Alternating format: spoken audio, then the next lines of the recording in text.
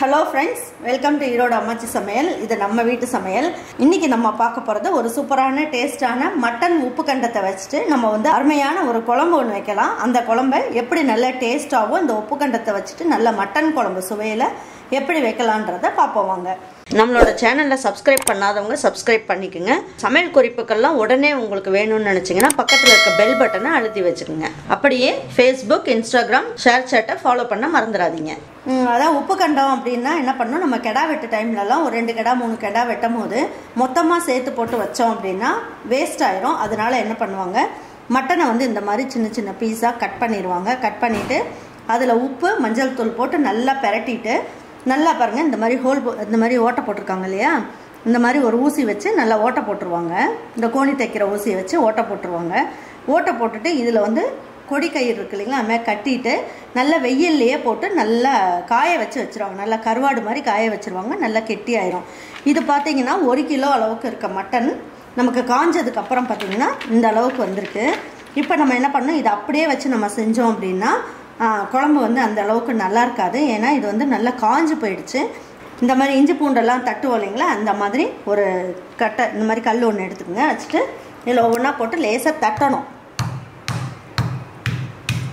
லேசாக இந்த மாதிரி தட்டினோம்னா என்ன ஆகும், அது வந்து கொஞ்சம் நல்லா இலகி கொடுக்கும். மட்டன் பாருங்கள் நல்லா இலகி கொடுக்கும். அதனால் நல்லா ஒரு வாட்டி தட்டிட்டு இந்த மாதிரி எல்லா மட்டனையும் இந்த மாதிரி லேசாக ஒரு கல் வச்சு தட்டிடலாம்.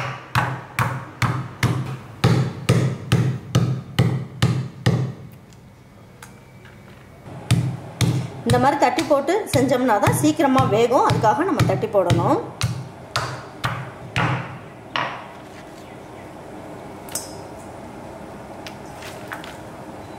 பாருங்க நல்லா கொதிக்கிற தண்ணியை இதில் ஊற்றிடணும்.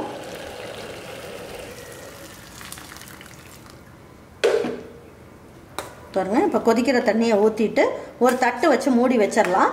இது எல்லாமே நல்லா ஊறிடும். ஊறி நல்ல மட்டன் மாதிரியே நல்ல பெருசு பெருசாக ஆயிரும். அதுக்கப்புறம் எடுத்து இதை எப்படி குழம்பு வைக்கலான்றதை பார்ப்போம்.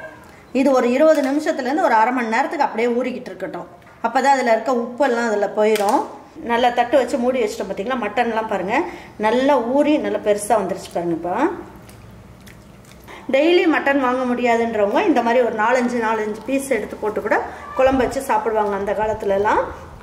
இப்போ என்ன பண்ணுவோம், இதை வந்து ஒரு 4-5 வாட்டி நல்லா கழுவணும். நல்லா சுடுதண்ணி ஊற்றியே ஒரு 4-5 வாட்டி கழுவிட்டீங்க அப்படின்னா இதோட ஸ்மெல்லாம் போயிடும். இப்போ எப்படி கழுவலான்றதை பார்ப்போம்.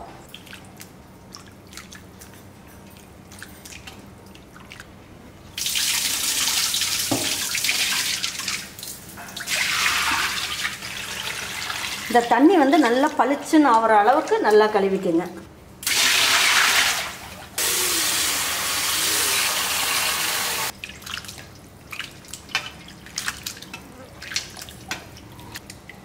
கழுவியாச்சு.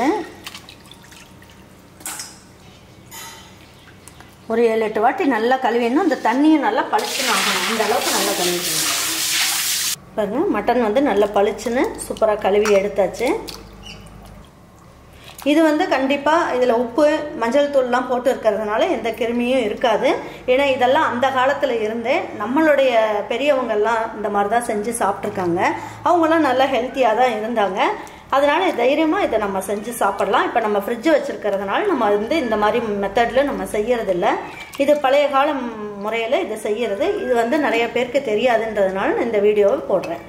குக்கர்லேயே செய்யலாம். குக்கரில் செஞ்சோம்னா தான் மட்டன் வந்து நல்லா வேகும். இதுக்கு தேவையான அளவுக்கு நம்ம என்ன பண்ணலாம், எண்ணெய் ஊற்றிக்கலாம். 2 டேபிள் ஸ்பூன் அளவுக்கு எண்ணெய் ஊற்றிக்கலாம். நல்லெண்ணெய் ஊற்றிக்குங்க. பாருங்க எண்ணெய் நல்லா காஞ்சிருச்சு. ஒரு 1/4 ஸ்பூன் அளவுக்கு சோம்பு போட்டுக்கலாம். ஒரே ஒரு பட்டை போட்டுக்குவோம். ஒரு கிராம்பு போட்டுக்கலாம். மீதி எல்லாமே வதக்கி அரைக்கிறதுக்கு போட்டுக்குவோம்.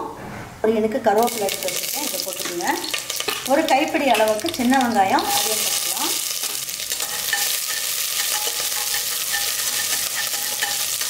இது வதங்கும் போதே என்ன பண்ணலாம், ஒரு சிட்டிகை அளவுக்கு மஞ்சள் தூள் போட்டுக்கலாம். இந்த குழம்புக்கு தேவையான அளவுக்கு உப்பையும் இந்த ஸ்டேஜில் போட்டுருவோம். பாருங்க இப்போ வந்து வெங்காயம் நல்லா வதக்கியாச்சு. இந்த 3 தக்காளி சின்ன தக்காளியை எடுத்து வச்சுருக்கேன், இதையும் போட்டுடலாம்.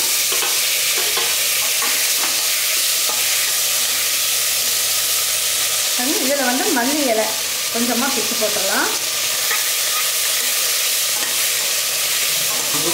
இந்த அளவுக்கு நல்லா வதக்கிடுங்க. நம்ம எடுத்து வச்சிருக்க இந்த உப்பு கண்டம் இருக்கு இல்லைங்களா, மட்டன், இதையும் எடுத்து இதில் போட்டுடலாம்.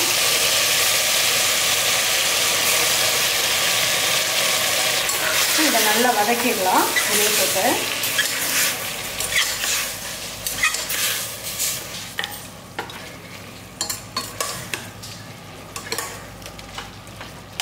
பாருங்க. இந்த அளவுக்கு நல்லா வதக்கினதுக்கப்புறம் நம்ம என்ன பண்ணலாம், இது நம்ம வீட்டு குழம்பு மிளகாய்த்தூள் நல்லா டேபிள் ஸ்பூனில் ஒரு 3 ஸ்பூன் அளவுக்கு போட்டுக்கலாம்.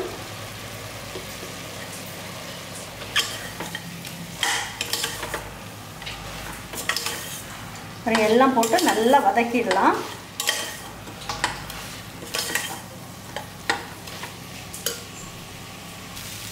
பாருங்க, தேவையான அளவுக்கு தண்ணி ஊற்றிடுவோம்.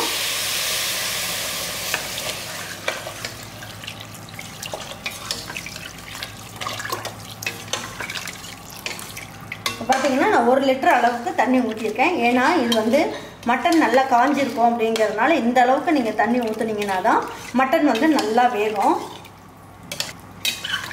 பாருங்க, இப்போ குக்கர் மூடி வச்சிடலாம்.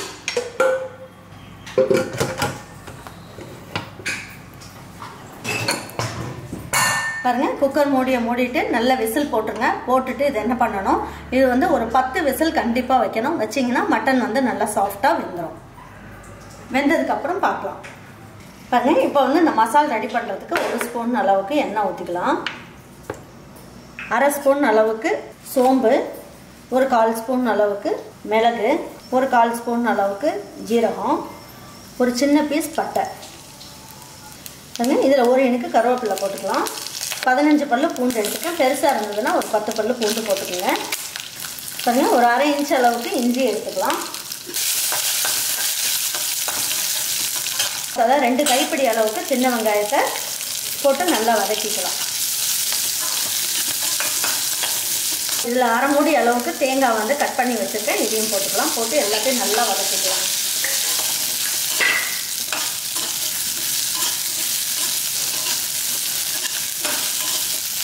பாருங்க, இதில் கொஞ்சமாக கொத்தமல்லி இலையும் போட்டுக்கோங்க. போட்டுட்டு நல்லா வதக்கிக்கலாம். பாருங்க, இந்த அளவுக்கு வதங்கினா போதும். இப்போ எடுத்து ஒரு மிக்ஸி ஜாருக்கு மாற்றிக்கலாம்.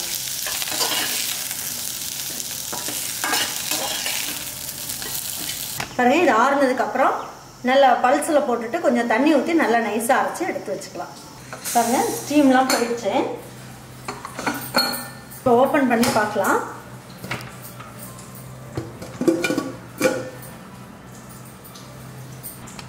பாருங்க, இப்போ ஓப்பன் பண்ணதுக்கப்புறம் ஸ்டவ் ஆன் பண்ணிடலாம். இப்போ பாருங்கள், நல்ல விசில் வந்ததுக்கப்புறம் மட்டன் பாருங்கள், நல்லா ஃப்ரெஷ்ஷான மட்டனில் செஞ்சோம்னா எப்படி இருக்குமோ அதே மாதிரி நல்லா வந்துருக்கு. மட்டனும் பாருங்கள் நல்லா வெந்துருச்சு, நல்லா பெருசாகவும் ஆயிடுச்சு. பாருங்கள், இப்போ என்ன பண்ணலாம் அப்படின்னு பார்த்தீங்கன்னா, இந்த உப்பு கண்டம் குழம்புக்கு நல்லா கத்திரிக்காய், உருளைக்கிழங்கு இதை போட்டு வச்சோன்னு வைங்க, நல்லா சூப்பராக நல்லா ஜம்முன்னு இருக்கும். இப்போ இந்த காயும் இதிலே போட்டுடலாம். நல்ல ஒரு பரட்டி வச்சுக்கலாம். இப்போ என்ன பண்ணலாம் அப்படின்னு பார்த்தீங்கன்னா, இப்போ நம்ம அரைச்சி எடுத்து வச்சுருக்கோம் இல்லைங்களா, இந்த மசாலா, இது வந்து இந்த அளவுக்கு நல்லா நைஸாக அரைச்சிக்கோங்க. இந்த மசாலையும் எடுத்து இதில் ஊற்றிடலாம்.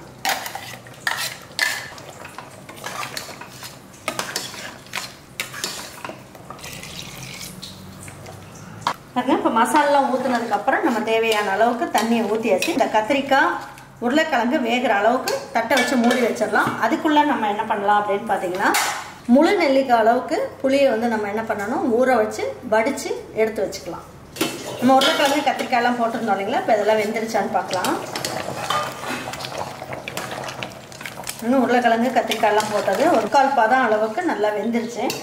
நான் வந்து ஒரு முழு நெல்லிக்காய் அளவுக்கு புளி எடுத்து நல்லா கரைச்சி வடிகட்டி எடுத்து வச்சுருக்கேன். இதையும் இதில் ஊற்றிடலாம். இப்போ எல்லாம் ஒன்றா சேர்ந்து ஒரு 5 நிமிஷத்துக்கு நல்லா கொதித்து வேகட்டும். இப்போ தட்டை மூடி வச்சிடலாம். இன்னும் ஒரு 5 நிமிஷத்துக்கு நல்லா வேகட்டும். பாருங்க, இப்போ கொதிச்சிருச்சான்னு பார்க்கலாம். பாருங்க, உருளைக்கிழங்கு கத்திரிக்காய் எல்லாம் நல்லா வெந்துருச்சு. குழம்பும் பாருங்க நல்லா திக்காயிடுச்சு. இந்த பக்குவத்தில் இருந்தாலே போதும். இப்போ எடுத்து வச்சு பரிமாறிக்கலாம். பாருங்க, இதே மாதிரி உப்பு கண்டமும் உருளைக்கிழங்கு கத்திரிக்காய் போட்டு நீங்களும் இதே மாதிரி ஒரு குழம்பு வச்சு பாருங்கள். நல்ல டேஸ்ட்டாக சூப்பராக இருக்கும். இதெல்லாம் வந்து நம்ம மட்டும் வைக்கிற குழம்பு கிடையாது. இப்போ இருக்க பிள்ளைங்களுக்குலாம் இது மறந்தே போயிடும். ஏன்னா நம்ம வீட்டிலலாம் செஞ்சு கொடுக்குறதே கிடையாது. இது வந்து எல்லாருக்கும் தெரியணுன்றதுக்காக நான் இந்த குழம்பு வச்சுருக்கேன். நல்ல டேஸ்ட்டாக சூப்பராக இருக்கும். உங்களுக்கு பிடிக்கும் அப்படின்னா இதே மாதிரி குழம்பு நீங்களும் உங்கள் வீட்டில் இருக்க பிள்ளைங்களுக்குலாம் செஞ்சு கொடுத்து பாருங்கள். அவங்களுக்குலாம் பிடிச்சதுன்னா லைக் பண்ணுங்கள், ஷேர் பண்ணுங்கள், சப்ஸ்கிரைப் பண்ணுங்கள், மறந்துடாமல் கமெண்ட்ஸ் பண்ணுங்கள். தேங்க்யூ ஃபார் வாட்சிங் ஈரோடு அம்மாச்சி சமையல். தேங்க்யூ.